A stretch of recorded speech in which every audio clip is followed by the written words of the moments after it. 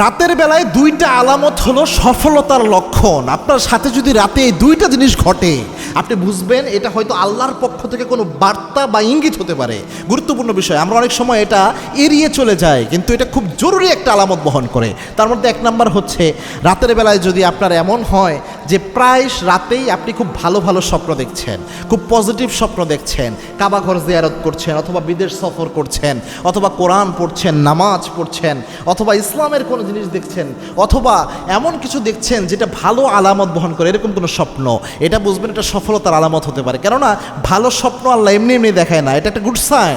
এবং কি আল্লাহর হাবিব সাল্লাল্লাহু আলাইহি ওয়াসাল্লাম জানিয়েছেন, বুখারীর বর্ণনা, লাম ইয়াবকা মিনান নবুওয়াতি ইল্লাল মুবাশশিরাত, আল্লাহ রাব্বুল আলামিন নবুয়তের কোনো কিছু অবশিষ্ট রাখেন নাই মুবাশশিরাত ছাড়া। সাহাবা একরাম রাসূলকে প্রশ্ন করলেন, ইয়া রাসূলুল্লাহ, মুবাশশিরাত জিনিসটা আবার কি?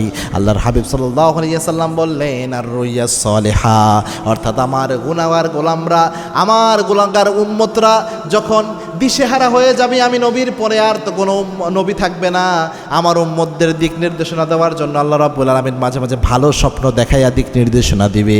সুবহানাল্লাহ। এজন্য ভালো স্বপ্ন দেখা এটা একটা দিক নির্দেশনার আলামত, ভালো সফলতার আলামত। এজন্য আল্লাহর কাছে ভালো স্বপ্ন দেখলে দোয়া করবেন, আল্লাহ এই স্বপ্নের ভালো দিকটা আমাকে দান করেন, এবং চেষ্টা করবেন সফলতার যে যদি কোনো সুযোগ আসে কাজে লাগানোর জন্য।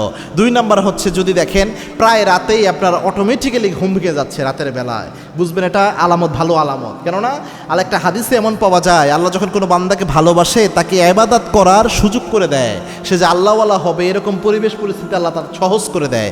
রাতের বেলায় যে ঘুম ভেঙে যায়, এটা তো তাহাজ্জুদের সময়, আল্লাহ চায় আপনি ওই সময় যেন সেজদা দিয়ে আল্লাহর কাছে চেয়ে আপনার ভাগ্যটাকে পরিবর্তন করে ফেলতে পারেন, আল্লাহর কাছে জীবনের জন্য চাইতে পারেন। এই জন্য আল্লাহ রাতের বেলায় আপনার ঘুম ভাঙিয়ে দেয়।